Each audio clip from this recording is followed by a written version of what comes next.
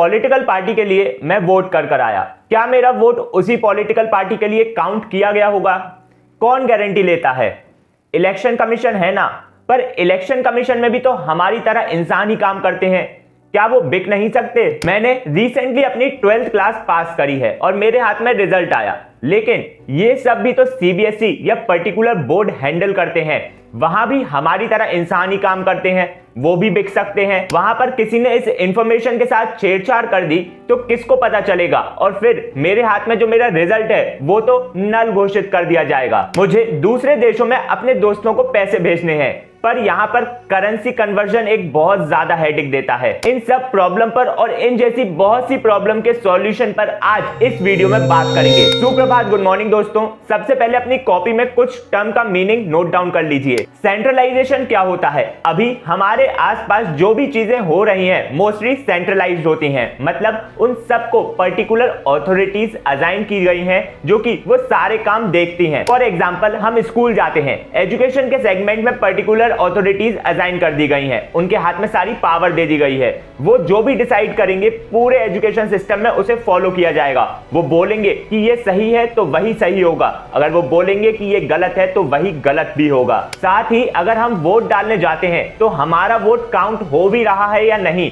और हो रहा है तो वहीं पर हो रहा है जिस पॉलिटिकल पार्टी को हमने डाला है वोट, या फिर नहीं, ये सब की जिम्मेदारी लेता है इलेक्शन कमीशन। हमें ब्लाइंडली इलेक्शन कमीशन पर ट्रस्ट करना पड़ता है and they can do whatever they want. Again यहाँ पर पावर्स को सेंट्रलाइज कर दिया गया एक अथॉरिटी के अंडर। ऐसे ही जब अलग अलग सेगमेंट में पावर्स को पर्टिकुलर अथॉरिटी को असाइन कर दिया जाता है तो उसे सेंट्रलाइजेशन कहा जाता है। सेंट्रलाइजेशन का अपोजिट होता है डिसेंट्रलाइजेशन, जहां पर जो पावर है वो किसी एक पर्टिकुलर अथॉरिटी के अंडर नहीं होती, मल्टीपल स्मॉल ग्रुप्स और अलग अलग अथॉरिटीज में डिवाइड कर दी जाती है। अब इससे फायदा क्या होता है? सेंट्रलाइज मैनर में जो पावर एक अथॉरिटी के अंडर थी, डिसीजन मेकिंग एक जगह से ही की जा रही थी, वही डिसेंट्रलाइजेशन में मल्टीपल स्मॉल ग्रुप्स और अथॉरिटीज एक पर्टिकुलर डिसीजन पर अपना पॉइंट रख पाती हैं, जिससे जो पर्टिकुलर डिसीजन निकल कर आता है उसका रेलेवेंस बढ़ जाता है। कुछ भी फ्रॉड होने के चांसेस बहुत ज्यादा कम हो जाते हैं। इंडिविजुअल लेवल पर जिन जिन लोगों के हाथ में डिसीजन मेकिंग रहती है वो एक सेंस ऑफ ओनरशिप महसूस कर पाते हैं, ज्यादा से ज्यादा लोगों के पार्टिसिपेशन होता है और ये सिक्योर भी साउंड करता है। अब ये ब्लॉकचेन क्या होता है?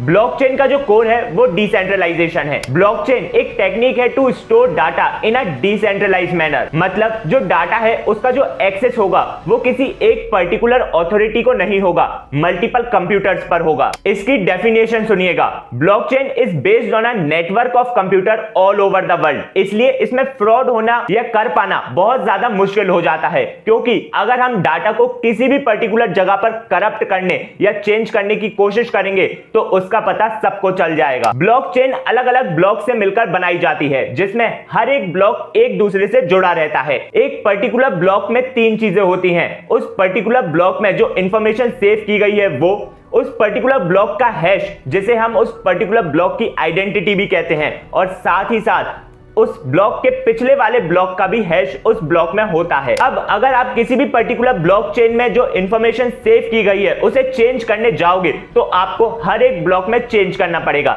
जैसे ही आप एक ब्लॉक में कुछ चेंज करेंगे तो उसका हैश चेंज हो जाएगा। उस पर्टिकुलर ब्लॉक का हैश जैसे ही चेंज होगा तो उसके नेक्स्ट ब्लॉक का भी हैश चेंज हो जाएगा, और ऐसे करते करते हर एक ब्लॉक में इंफॉर्मेशन गलत होती जाएगी। और सिंस ये नेटवर्क ऑफ कंप्यूटर पर बेस्ड होगा तो सबको इसका पता चल जाएगा, इसलिए इसमें फ्रॉड कर पाना या स्कैम करना ऑलमोस्ट इम्पॉसिबल होता है। यहीं से एक शब्द निकल कर आता है क्रिप्टो करेंसी।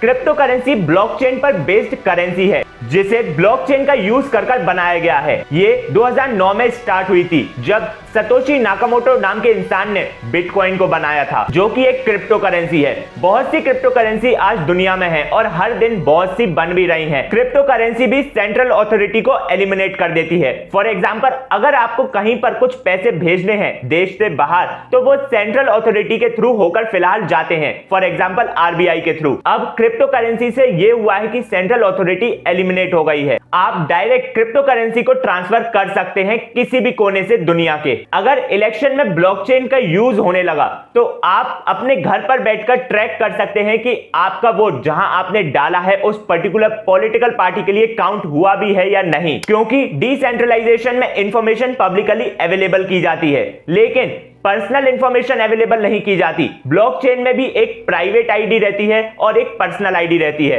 जो पब्लिकली अवेलेबल रहती है वो पब्लिक आईडी होती है। धीरे धीरे दुनिया डिसेंट्रलाइजेशन की तरफ बढ़ रही है क्योंकि सबको चाहिए कि उनका जो डाटा है, उनकी जो इंफॉर्मेशन है वो सेफ रहे, सिक्योर रहे और रेलेवेंट रहे। इसलिए बहुत सी जगह पर स्पेशली हेल्थ सेक्टर में पेशेंट्स की इंफॉर्मेशन को स्टोर करने के लिए ब्लॉकचेन का इस्तेमाल किया जाने लगा है, जिसमें डॉक्टर, हॉस्पिटल उसको एक्सेस कर सकते हैं, उसके साथ कोई भी फ्रॉड नहीं हो सकता। धीरे धीरे आने वाले समय में भी डिसेंट्रलाइजेशन को प्रेफर किया जाएगा क्योंकि सब चाहते हैं कि उनका जो डाटा है वो सिक्योर और ट्रस्टवर्दी रहे। ऐसी ही और जानकारी के लिए बने रहिए और साथ में बनिए होशियार।